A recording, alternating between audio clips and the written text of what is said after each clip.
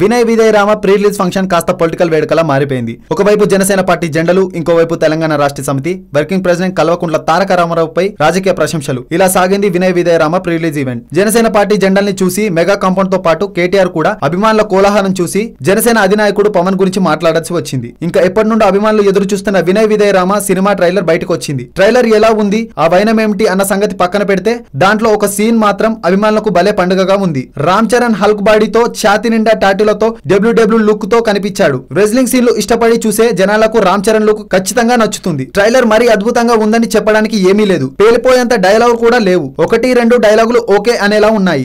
ఒక్క నా కొడుక్కి టైమింగ్ ఉంటే ట్రైనింగ్ ఉండదు, ట్రైనింగ్ ఉంటే టైమింగ్ ఉండదు, సరిగ్గా పుట్టినోడు సరైన మగాడు ఇంకా తగల్లేదు, అంతా జాంక్ అని రామ్ చరణ్ చెప్పిన డైలాగ్ అభిమానులకు బాగానే ఉంటుంది. టోటల్ గా ట్రైలర్ మొత్తం హీరో విలన్ల మధ్య సంఘర్షణ మీద దృష్టి పెట్టినట్లు కనిపిస్తుంది. హీరోయిన్ ను ఒక సెకండ్ చూపించాడు.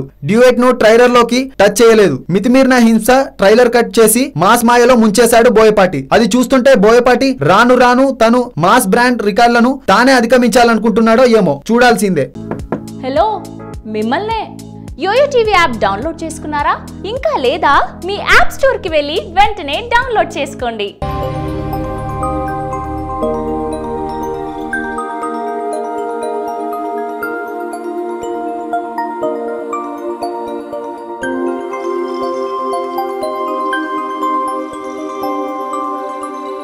ఈ వీడియో గనుక మీకు నచ్చినట్లయితే లైక్ చేయండి, షేర్ చేయండి అండ్ సబ్స్క్రైబ్ చేయండి.